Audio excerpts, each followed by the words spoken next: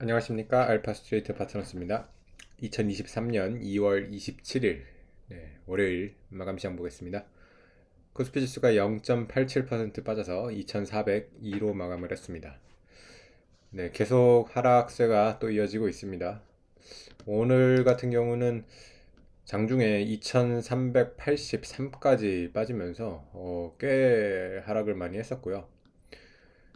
결국에는 참 이 2500선 참 이 강하네요. 이거를 몇 번 그렇게 뚫으려고 시도를 했는데 뚫지를 못하고 그래도 2400대에서 좀 머물다가 결국 오늘 이제 2400을 또 깨면서 이렇게 밑으로 좀 내려왔습니다. 그래도 막판에 조금 만회를 하면서 2300대에서 마감을 하진 않았고 2400을 가까스로 지키는 그 정도 수준에서 마감을 했습니다.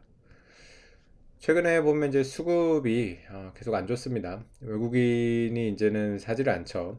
2400대 이상에서는 외국인 수급이 거의 안 들어오긴 했었어요. 그래서 그동안 사실은 2100대에서 거의 2500까지 올라온 데에는 외국인의 매수로 이렇게 지수가 올라왔는데 결국에는 2400 이상에서는 또 외국인이 이렇게 사지를 않으면서 불안하더니만 이렇게 이제 파는 쪽으로 또 확실히 나오고 있습니다. 그래서 3천억대 오늘 이렇게 팔았고요. 기관이 또 4천억대 이렇게 같이 팔면서 그거를 거의 개인이 다 이렇게 받아갔습니다. 개인이 오늘 거의 또 한 7천억 이렇게 사면서 개인들이 2,400선 위에서 이렇게 참 적극적으로 사고 있는데 글쎄요.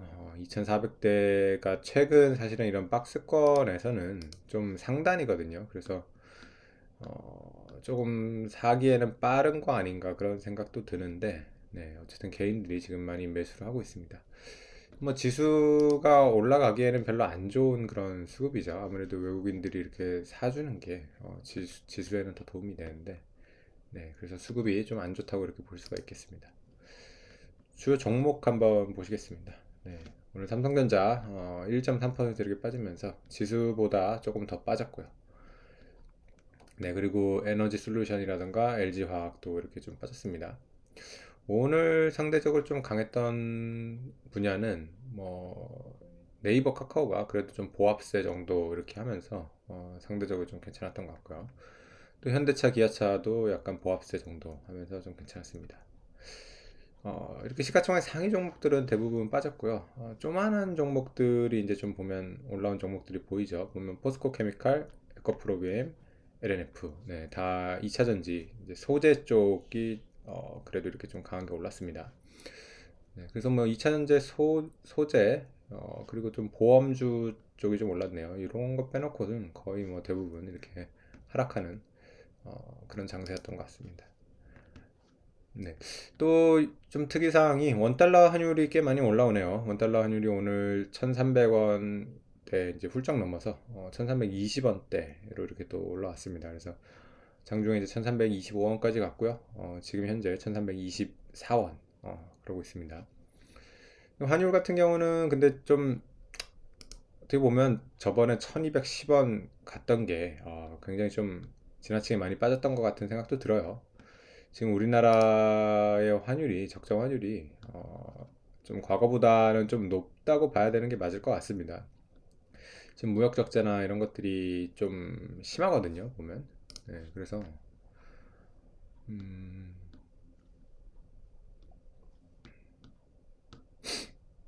차트가 네 차트가 잘 안 나오네요, 차트가. 음, 이 차트로 한번 보겠습니다. 보면 이제 10월 달에 이때가 이제 환율의 거의 피크였죠. 1440원대까지 갔는데 그러다가 사실은 1월 말 이때 굉장히 많이 빠졌죠. 1200 거의 20원대 이렇게까지 갔었고요. 그러다가 지금 2월 달 내내 이렇게 반등을 하고 있습니다. 그래서 거의 200원 정도가 빠졌고 그거를 다시 한 100원 정도 이렇게 절반 정도 이렇게 되돌리는 그런 모습이 나왔습니다. 그래서 이제 1300원대 뭐 한 1320원, 1330원 정도 되면 그래도 나름 적정 환율인 것 같거든요. 그래서 여기서 이제 더 치고 올라가려면 분명히 또 약간 이런 국제 이런 금융 장세가 좀 안 좋아지면 그렇게 갈 수 있을 건데 일단은 어느 정도 뭐 적정 수준까지는 온 것 같습니다. 네. 지금 미국장 같은 경우가 좀 약하긴 했죠. 계속 보면 지난 이제 금요일에도 이렇게 빠졌었고요. 그래서 좀 더 빠지지만 않으면 그래도 좀 버틸 수 있을 것 같은데 미국장이 좀 걱정은 됩니다. 지금 보면 다우 32,000대, S&P가 이제 4,000 밑으로 내려왔고요. 만약에 좀 미국이 S&P가 뭐 3,800대 정도, 다우 뭐 한 31,000대 이런 식으로 또 내려간다면 분명히 우리나라 증시도 더 빠질 거고요. 환율도 더 올라갈 겁니다. 그래서 좀 미국 증시가 어느 정도 버텨주는가에 따라서 달라질 것 같습니다. 음. 결국에 지금 또 이렇게 미국 증시가 약한 이유는 계속해서 이 금리 부담이 점점 강해지고 있습니다. 네, 그래서 그 JP 모건의 CEO가 그랬죠. 뭐 6% 기준금리 확률을 50%나 된다. 뭐 이렇게 얘기를 해요. 그래서 6% 기준금리 거기까지 이제 열어둬야 되는 걸까요? 네, 그래서 상당히 좀 금리에 대해서는 좀 걱정스럽습니다. 미국 10년물 금리 같은 경우도 거의 4% 가까이 이렇게 올라와 있고요. 2년물 같은 경우는 뭐 거의 5% 가려고 하고 있습니다. 네. 이러다 보니까 뭐 이렇게 금리가 높은 상황에서 과연 경기가 이 큰 타격을 안 받을까? 참 그게 지금 걱정스러운 거거든요. 투자자들이 봤을 때는 이거 분명히 큰 조정이 있을 거다 이렇게 되다가는 근데 그걸 걱정을 하고 있는데 근데 막상 지금 또 나오고 있는 현재 나오고 있는 그런 지표들 떤 고용 지표 특히 그렇죠. 굉장히 좋단 말이에요. 그래서 참 이렇게 지금 이런 경제 상황을 정확하게 알기가 어려운 지금 그런 상황이 계속되고 있습니다. 과연 지금 세계 경제는 뭐 미국 경제겠죠. 미국 경제가 과연 좋은 건지 안 좋은 건지 지금 뭐 미국의 유명한 경제학자들도 지금 좀 판단이 그런 어렵다고 그렇게 얘기를 하고 있어서 참 그런 불확실한 그런 장이 계속되고 있는 것 같습니다.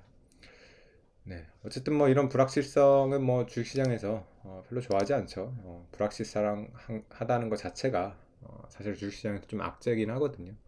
그러다 보니까 뭐 당분간 이렇게 약세를 보일 수밖에 없는 그런 시장이 될 것 같습니다. 네, 오늘 시장은 여기까지 하겠습니다. 감사합니다.